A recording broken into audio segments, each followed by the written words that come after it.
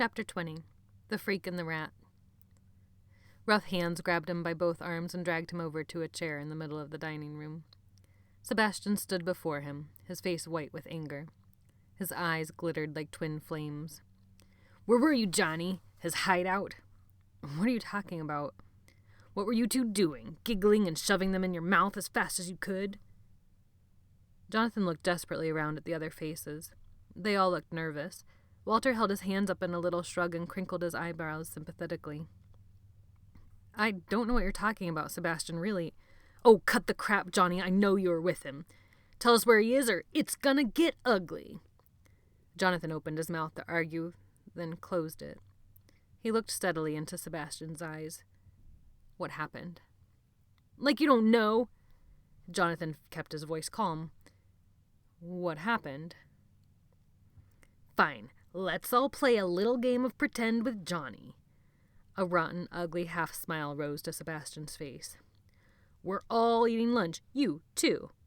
And somehow, while we're all down here, all the chocolates just disappear. All my chocolates, and I find this in the basket." Sebastian fished in his pocket and pulled something out and threw it on the ground at Jonathan's feet. It was a little paper crane, carefully folded and all crumpled up. "And I come back down here and, surprise, Johnny's gone. And what do we find under his pillow?" Sebastian rummaged through his other pocket and threw something else to the floor. Without looking, Jonathan knew it was his parents' letter, folded neatly into a perfect bird.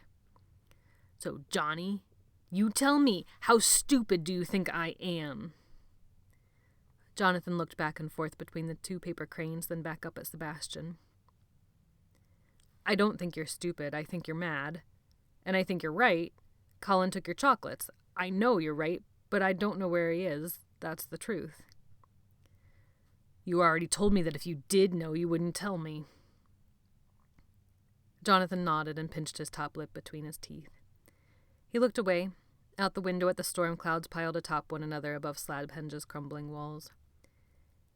"Yeah, and I wouldn't." Then he looked at Sebastian.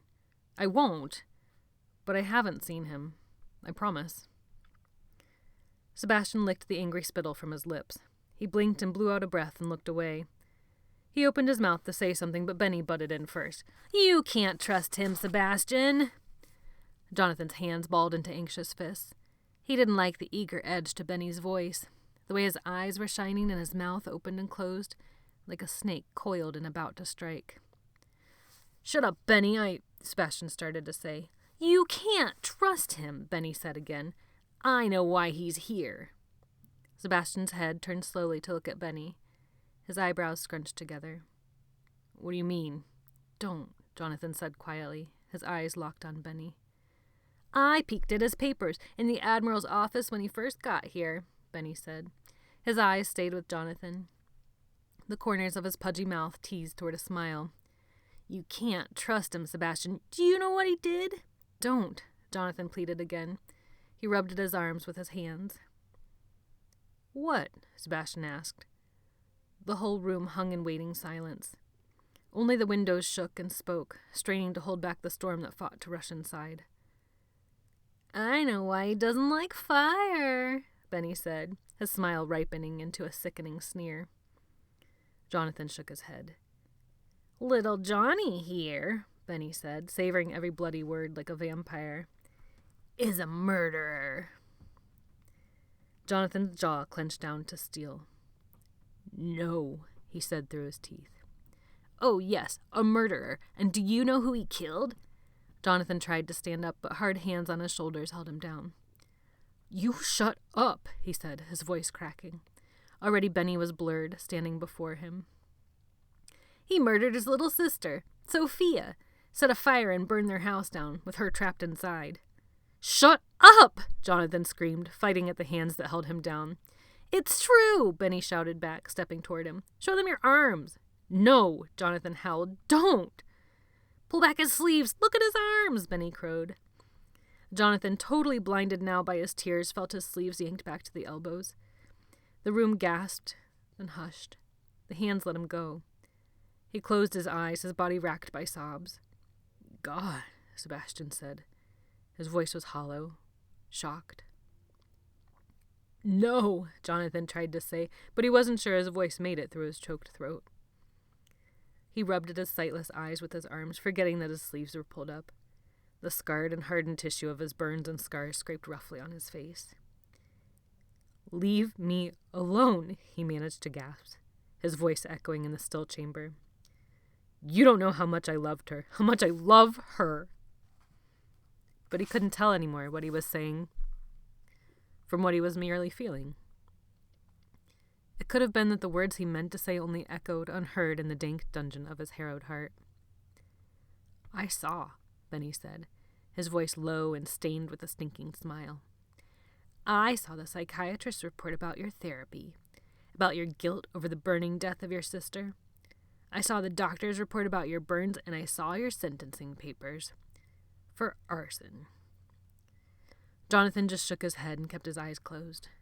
"God," Sebastian said again, his voice dripping with disgust. "You're a freak. No wonder you want to stay here." The windows shivered in their panes. The cold and endless dripping of water filled the edges of the silence. "You better tell us," Sebastian said. "I want him back. He's a rat." "I don't know where he is," Jonathan sniffed. "Fine. Whatever, but you'll find out. He'll try to talk to you, and then you'll hand him over." Sebastian turned and walked back toward the stairs that led to his room.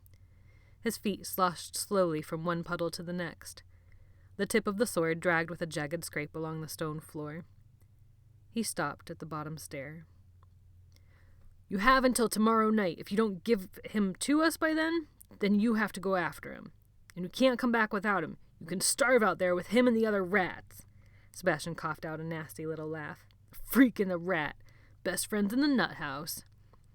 His steps receded up the staircase. Everyone else stood in damp quiet. Then one by one they turned and walked away. Walter was the last to go. He took a small step toward Jonathan, his eyes wide, and then stopped. He opened his mouth like he was going to say something. But then he shook his head and turned away, leaving Jonathan sitting alone in the hard chair, tears running unwiped down his face like the rain on the dark windows, his horrible scars exposed.